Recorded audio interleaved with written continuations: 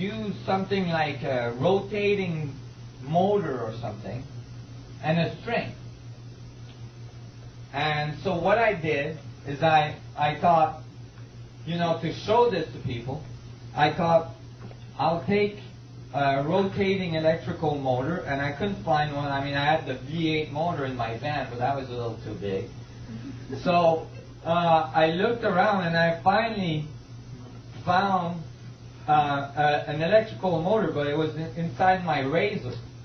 So I took my razor apart, and I have pictures of me now. Then I had to grow a beard because my razor was stuck in my experiment.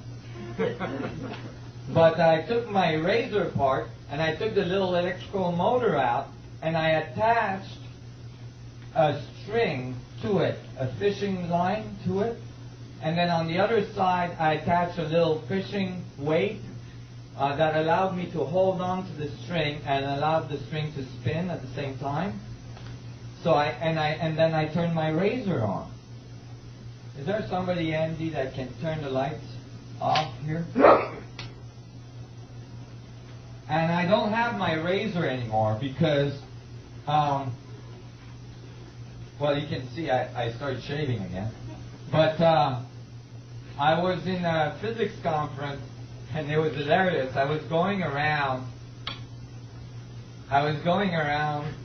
all these physicists in this physics conference with my little laser and my little string, trying to explain to them that a wave is a 3D vortex. And some physicist that come from Canada saw me doing that, and he had brought this device that he thought was a cool toy. And when he saw me do that, he said, "You need this device," and he gave it to me. So since then I present with this, which is much better than my little razor string. Okay, so I'm going to try to do this. I'll wait so I can still... Can you pull on that string above your head?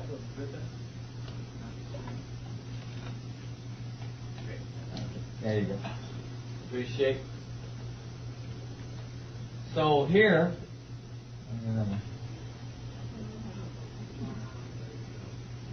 I orbited the string, and as soon as I put it together, this is what happened. The string self-organized into a vortex. But the vortex was quantized. Can everybody see the two-dimensional waveform here? The 2D sine wave? Okay. Well, the 2D sine wave is a 3D vortex, right? We all agree. Right? And when it does go into self-organization, it generates very specific quantas. Can everybody see this? These quantas are the particles, and this is the wave. You see? The wave and the particle come together naturally when you have a 3D vortex. You all see what I mean? All of a sudden, it's not either a wave or a particle, it's both in the same dynamic. The particle and the wave. Now when you disrupt that, it'll balance itself back out, right? Pardon me? When you disrupt it, it'll balance itself right back out, just like this. Yeah, you can disrupt it, and you see, you can change the amplitude, but you can get like stable, Chaotic contraction. yeah, stable standing waves, like this one.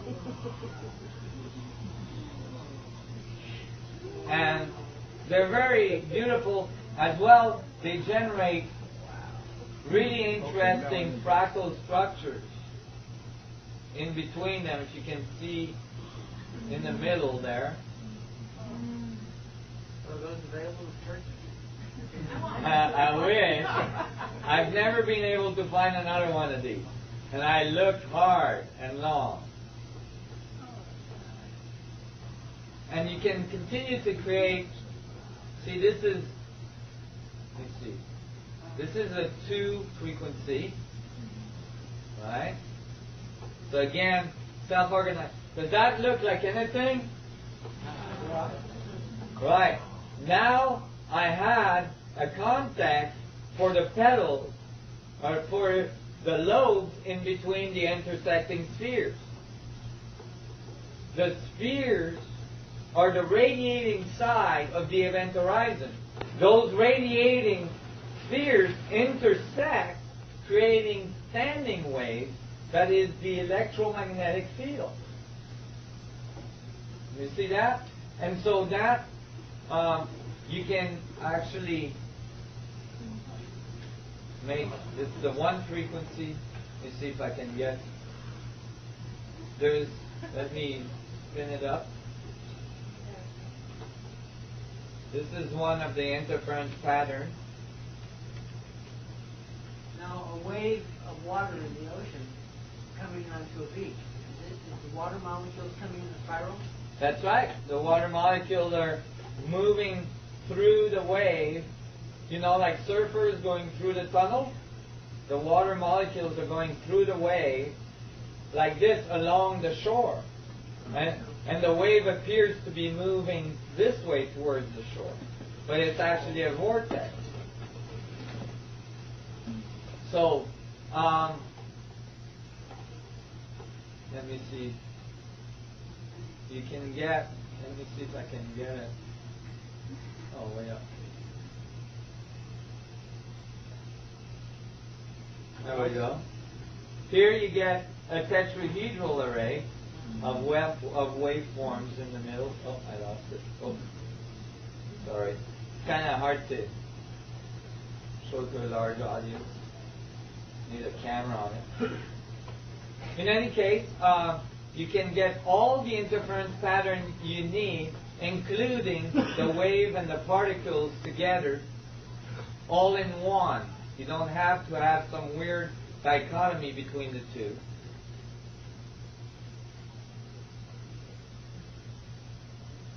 And if you actually can get some really cool stuff.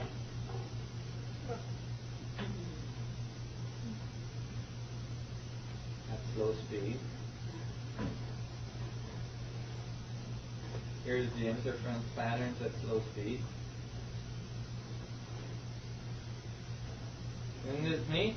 If you leave it long enough, does it always naturally organize itself, or is it organizing because you're moving it? It's organizing because I'm moving it. If I change the wave frequency, right, there's places where the distance, due to the length of the string, will create interference, like here. But then if I change that length, when it's at the right length, then it will self-organize. And when it does, the rate of rotations of the motor changes. You see? And so it has to do with the wavelength and the speed of rotation. So here is my string theory.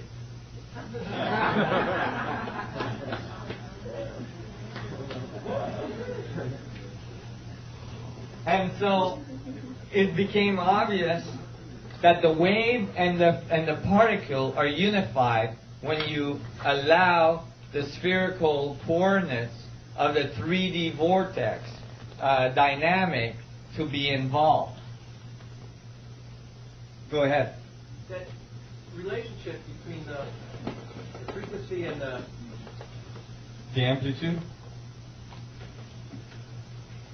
perhaps it's escaping me a bit, but is that the same dynamic as on the graph before between the frequency and the radius?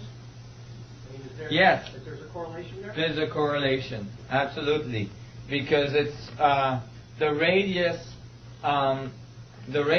and the frequency will dictate the resonance of the system, will dictate the fundamental resonance of a system.